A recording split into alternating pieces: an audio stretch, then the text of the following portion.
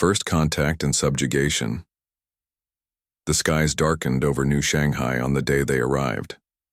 I remember standing on the observation deck of Quantum Research Station 7, my eyes fixed on the strange geometric patterns forming in the clouds.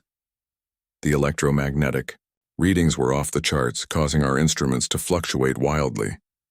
That's when Dr. Maya Chen knew something extraordinary was happening. "Everyone to your stations," she commanded, her voice steady despite the chaos unfolding around her.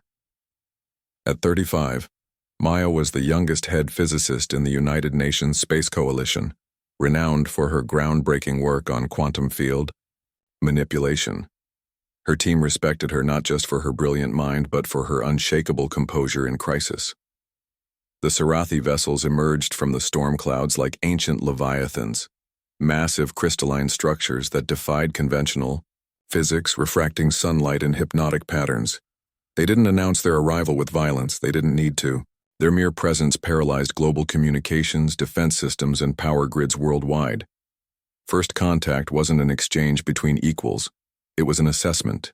Primitive technological development, limited cognitive capacity, inefficient biological systems, the first Sarathi envoy stated, its translucent exoskeleton pulsing with internal light as it addressed the hastily assembled United Nations Emergency Council. "Your species requires guidance and structure." Maya sat in the back of the council chamber, analyzing the alien with her augmented reality scanner. The Sarathi stood nearly 3 meters tall, with a crystalline physiology that seemed to exist partially in multiple dimensions. Their civilization, they explained, had evolved beyond physical constraints billions of years ago. They presented themselves as benevolent overseers, galactic shepherds, who had guided countless species to ascension. "We are not here to destroy," the Sarathi representative continued, its voice resonating unnaturally in multiple tones. "We are here to elevate." Elevation, as humanity quickly discovered, meant subjugation. Within weeks, Sarathi integration centers appeared in major cities. Their technology, incomprehensible to even our most advanced scientists, began restructuring human society. Those who resisted disappeared. Those who complied were relegated to designated labor sectors. Humanity wasn't conquered through violence, but through casual dismissal of our relevance. "Beasts with rudimentary tools," a Sarathi overseer was recorded saying. "Their consciousness is barely evolved beyond instinctual responses." Maya's research facility was among the first to be commandeered. The Sarathi showed particular interest in her quantum field theories. For 6 months, she worked under their supervision, carefully concealing her growing understanding of their technology while feeding them partial truths about her own research. Something wasn't adding up. The Sarathi claimed to be elevating humanity, yet they systematically dismantled our most advanced scientific facilities. They extracted resources with unprecedented efficiency, particularly from locations with high geomagnetic activity. "They're not here to help us evolve," Maya confided to her colleague, Dr. James Okonkwo, as they worked late in the repurposed lab. "They're harvesting something from Earth, something they need." James glanced nervously at the monitoring devices. "The bioenergetic field measurements. They spike whenever humans experience intense emotions. I think they're harvesting us, Maya." The revelation came at a cost. The next day, James was gone, reassigned to a specialized training facility, according to the Sarathi administrator. Maya knew better. She'd seen too many colleagues disappear after asking the wrong questions. That night, something changed in Maya. As she sat in her quarters reviewing geological survey data, the familiar headache that had plagued her since the Sarathi arrival intensified. The lights flickered, her tablet's display warped, and for a brief moment, she could see the quantum field. Actually see it with her naked eyes. The underlying structure of reality shifting around her like an ocean of possibilities. When the episode passed, her tablet had transformed. The aluminum casing had reconfigured at a molecular level, forming an intricate pattern that mimicked Sarathi technology. She hadn't touched it. She had only thought about the structure, wondered about its composition. The resistance found her before she could fully comprehend what had happened. A maintenance worker slipped her a message during routine lab inspection.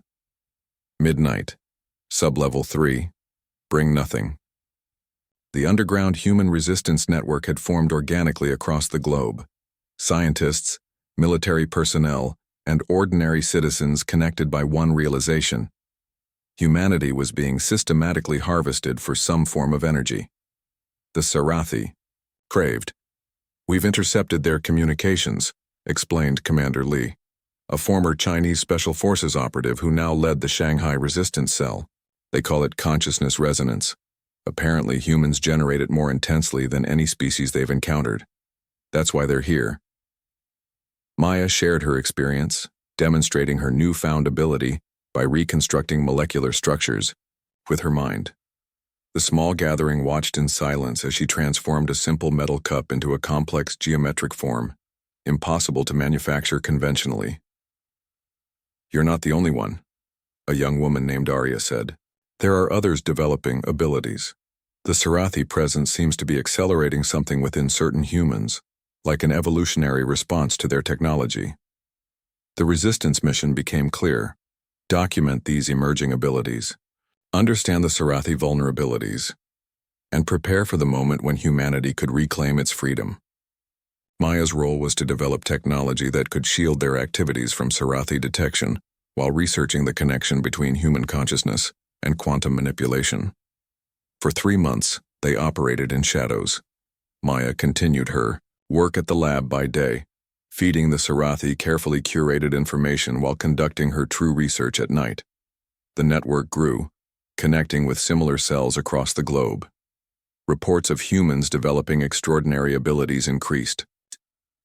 Telekinesis, precognition, spontaneous molecular manipulation. Something fundamental was changing in human physiology.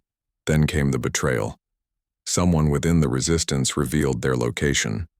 Sarathi enforcement units descended on their hidden facility during a crucial research session.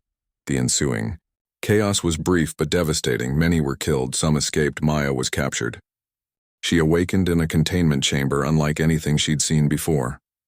The walls pulsed with energy that seemed designed specifically to dampen her newfound abilities. Through a transparent barrier, she could see dozens of similar chambers, each containing humans who had exhibited extraordinary capabilities. A Sarathi scientist approached her containment field, its crystalline form shifting in what Maya had come to recognize as an expression of intense interest. "Remarkable," it communicated, directly into her mind.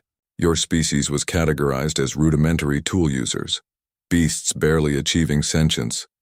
Yet you contain something we have sought across thousands of galaxies." Maya met its gaze, refusing to show fear. "What do you want from us?" The Sarathis. Form rippled in what might have been amusement. "Want. We do not want. We harvest. We evolve. We ascend. And you, primitive creatures, harbor the key to the final transcendence." The interrogation that followed was not physical, but something far more invasive. The Sarathi probed her consciousness, extracting memories, analyzing the structure of her thoughts. Maya fought to shield her knowledge of the resistance, to protect the techniques she'd developed.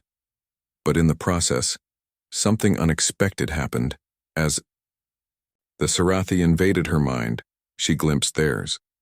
She saw their history, a species that had evolved toward perfection only to discover an insurmountable barrier to further advancement.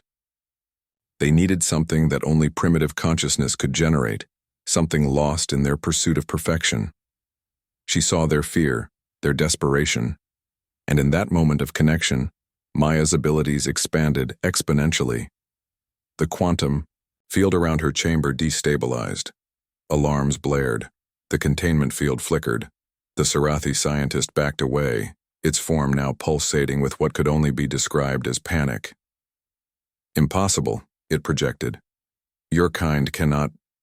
Maya felt her consciousness expanding beyond her physical form, connecting with the other captives in the facility, their minds linked, forming a network of shared power.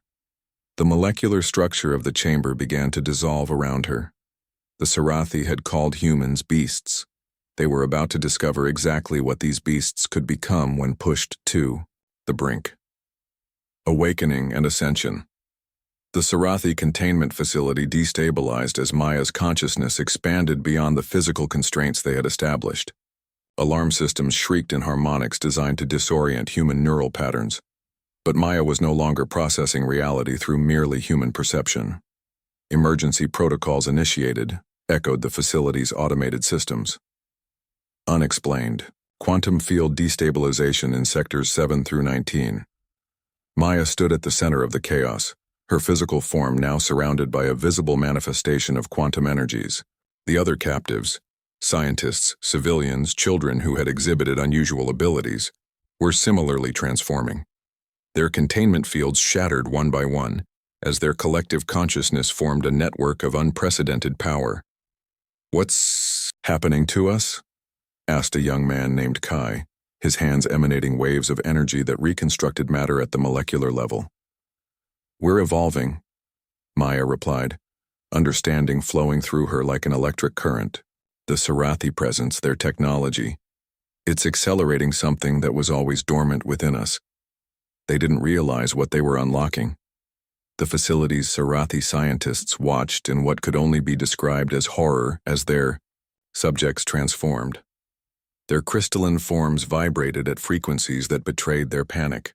One attempted to communicate directly with Maya's mind, but the connection backfired, allowing her to access its knowledge instead. "They've been harvesting consciousness energy from planets for millennia," she explained to the others as they moved through the facility, disabling systems with mere thoughts. They evolved toward perfect efficiency but lost something essential along the way: the capacity for quantum consciousness. They needed to ascend to the next evolutionary stage.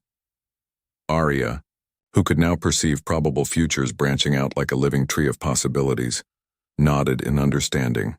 They're parasites, and we're not just their food source. We're their evolutionary salvation.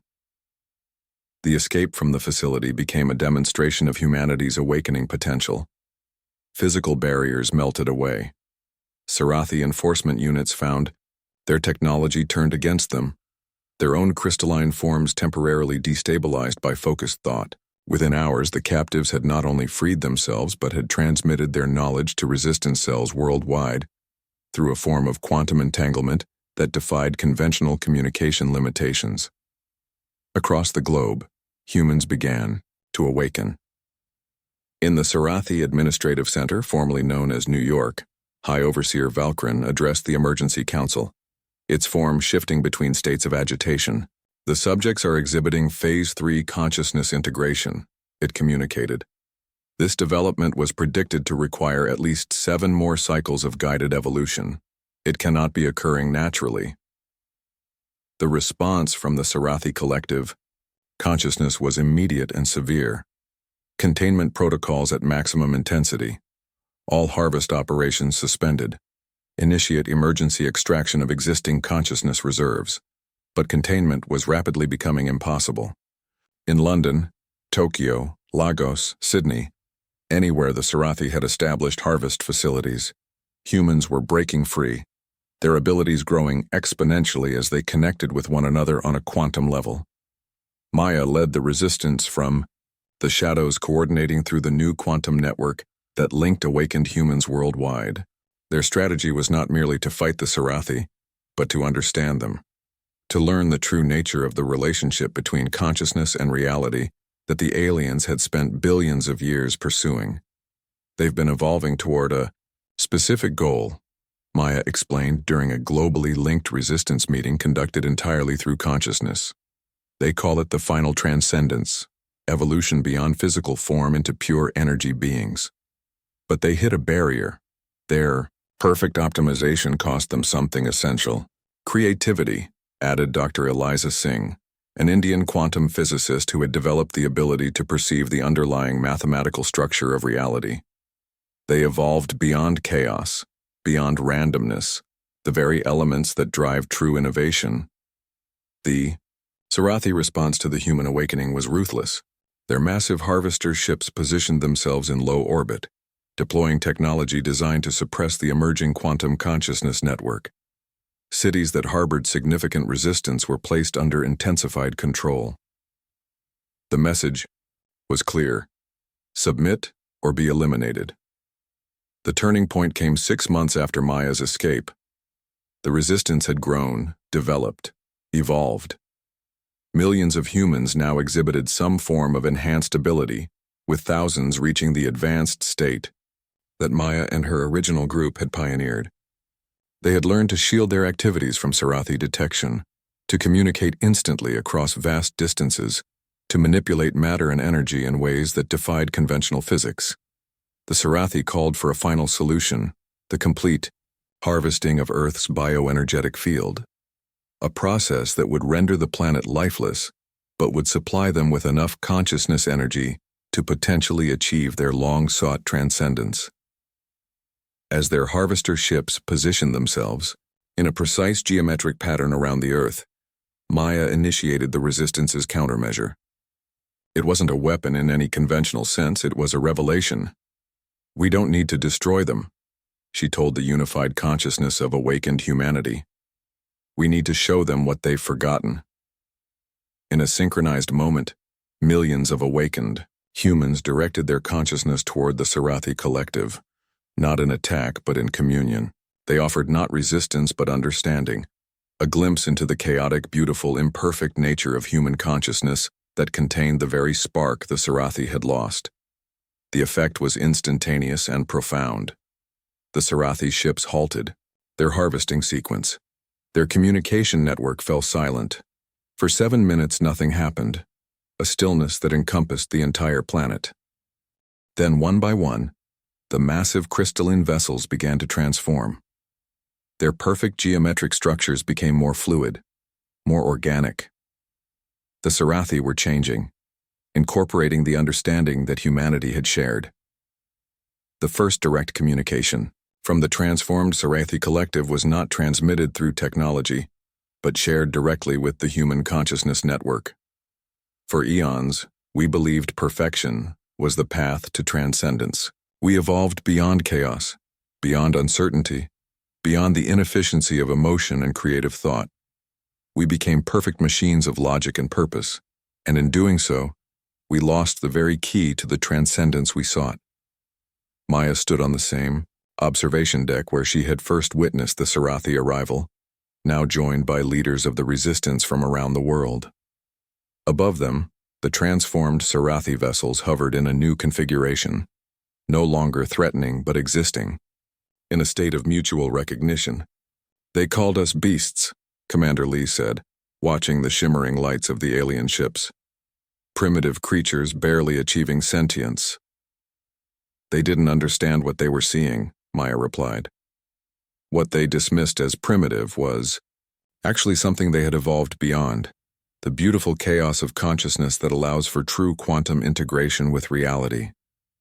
The Sarathi High Overseer, now transformed into something neither fully Sarathi nor recognizably human but something new, descended to meet them. Its crystalline structure now pulsed with colors and patterns that conveyed emotion and nuance. "We came as conquerors," it communicated. "We leave as students. The power your species has demonstrated. This is the divine spark we have sought across galaxies and eons." In the months that followed, a new relationship formed between humanity and the Sarathi. The aliens withdrawn their control structures, instead offering knowledge and technology freely in exchange for continuing to learn from human consciousness. Earth became not a harvest world, but a center of unprecedented cooperation. Maya often reflected on the irony of it all. The beings who had dismissed humans as beasts, as creatures of limited potential, had inadvertently catalyzed humanity's quantum, evolutionary leap. What they had seen as subjugation had become liberation of the most profound kind. "They called us beasts," she would say to new students at the Quantum Consciousness Academy, established in the former Sarathi Administrative Center. "Then we showed them divine power, not through destruction but through the very chaos and imperfection they had evolved beyond." The greatest revelation was yet unfolding. Humanity's awakening was just the beginning. The quantum consciousness network continued to evolve, connecting humans across not just space but increasingly across time itself. The barriers between past, present, and future began to blur for those most advanced in their abilities. The Sarathi had sought transcendence for billions of years. Humanity, in less than a decade, was already glimpsing the path forward, not through perfect order but through the divine chaos of consciousness itself. The beasts, it turned out, had been gods in waiting all along.